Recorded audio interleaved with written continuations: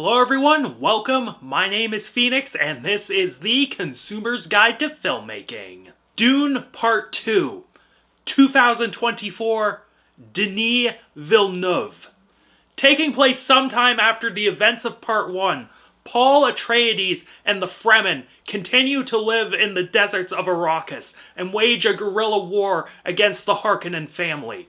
With the Fremen gaining ground, the Emperor of whatever he's the emperor of, begins to worry that his grasp on his throne is slipping, ordering for Paul, unbeknownst to him that it is Paul, to be exterminated. The Harkonnens send Baron Vladimir's nephew Fade to quell the situation. With their enemy's forces growing, Paul must seize control of this planet in whatever way he can.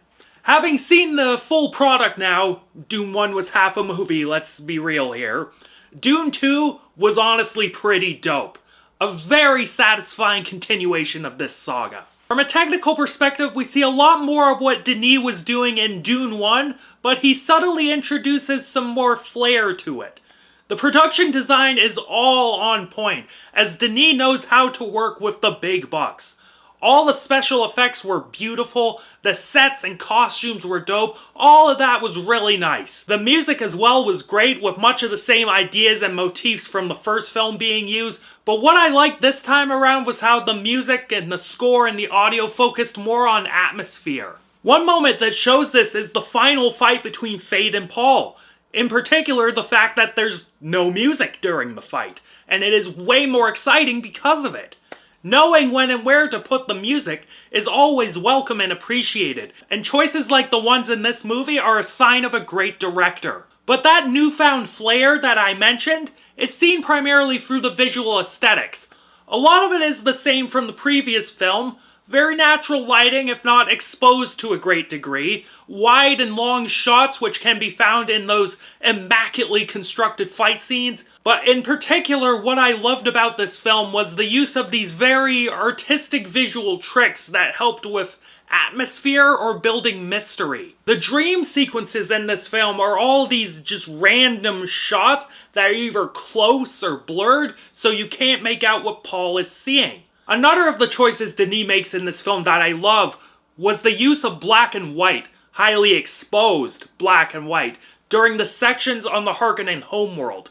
That's not only because it makes sense for the environment, it's a literal black star lighting their planet, but I loved the smooth transitions in and out of it, which correlated with being in and outside. Writing-wise, I would first like to begin with the statement that George Lucas owes Frank Herbert some residuals, because holy shit, does Star Wars take a lot from Dune. Aside from all the similar choices for world design, like primarily using swords and all the weird-looking spaceships, Dune Part 2 was pretty much Empire Strikes Back and Return of the Jedi rolled into one. There is deadass, no, I am your father moment, where Paul finds out Baron Harkonnen is his grandfather. Like, all the parallels to Star Wars are there. The Emperor is, well, the Emperor.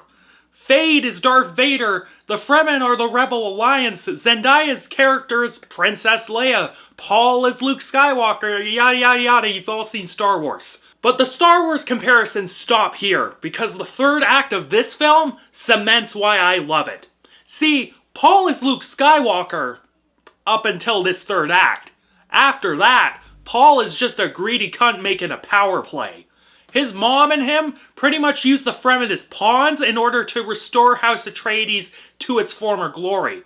Despite all the lovey-dovey crap between Paul and fucking Zendaya, Tim Cham, Zendaya, whatever, Paul gladly takes the Emperor's daughter as his trophy wife without a second thought. Where this all takes him, we don't know, as we will have to wait until Dune Messiah comes out to get our answers. In terms of nuts and bolts writing, everything is really well set up in these first two acts, but it's done fairly subtly, and I like that. The dialogue is nice, and everyone speaks fairly naturally. It's a damn good script all around. The cast all do a great job. Tim Cham, Zendaya, Javier Bardem, Stellan Skarsgård, all the people from the first film are back. They are all crushing it as usual. Batista is also back, and I'm not calling him that. And Dave actually has some fun moments in this film. In terms of new castmates, we have Austin Butler as Thade, and he seemed to be pretty into his role. He was quite an intimidating presence.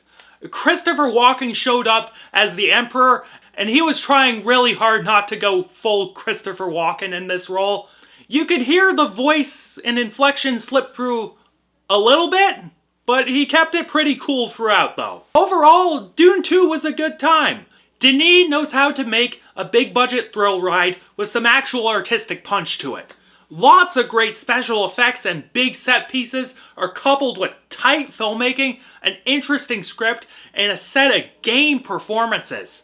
I look forward to rewatching Dune 1 and 2 in close proximity to one another to get a fresh experience with this story. It may alter my scores for both these films in the future, but regardless, Dune 2 slaps. Recommended. And I am feeling an 8.5 to a 9 out of 10 on this one. Potentially it might be a 9 on rewatch. Catch you later, guys.